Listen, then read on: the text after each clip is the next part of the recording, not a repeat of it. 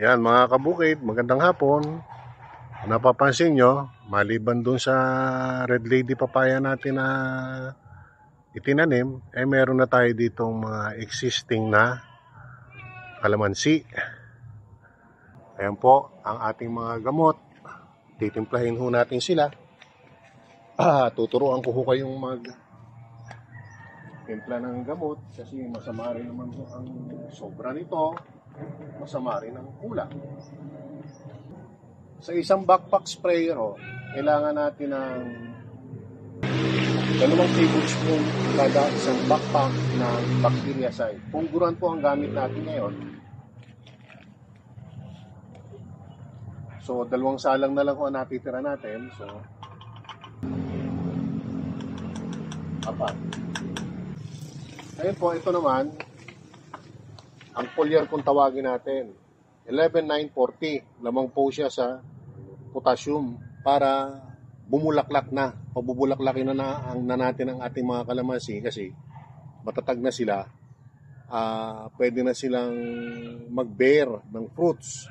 Kasi kung bata pa masyado ang ating kalamansi at pabubungahin natin kaagad, ang tendency ay mabalian sila ng sanga, masayang yung buko, masayang yung bunga, hindi siya aabot doon sa stage na pwede na natin siyang pitasin.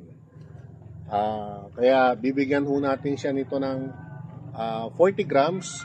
Maglalagay tayo ngayon ng 8.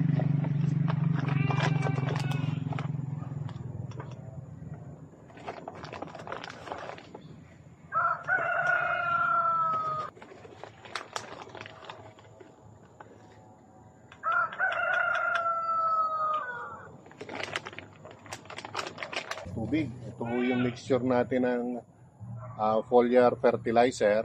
Yung fertilizer ho na pwedeng ipang spray sa dahon. Ano po?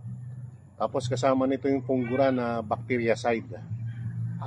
Pang bacteria at the same time para sa fungus.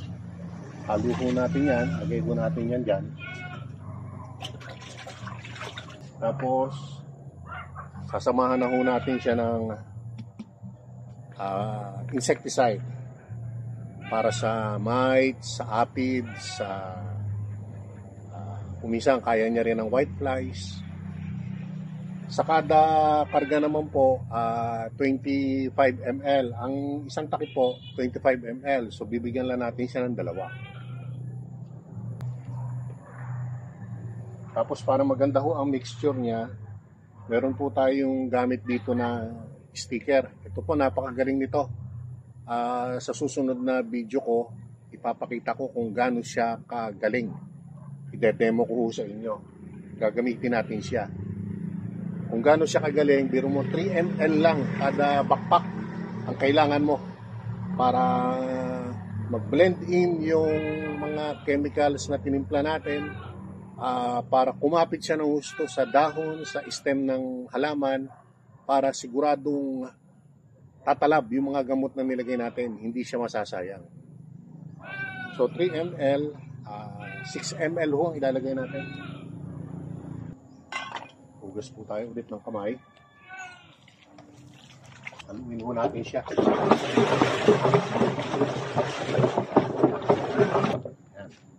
Pupuso muna natin ulit.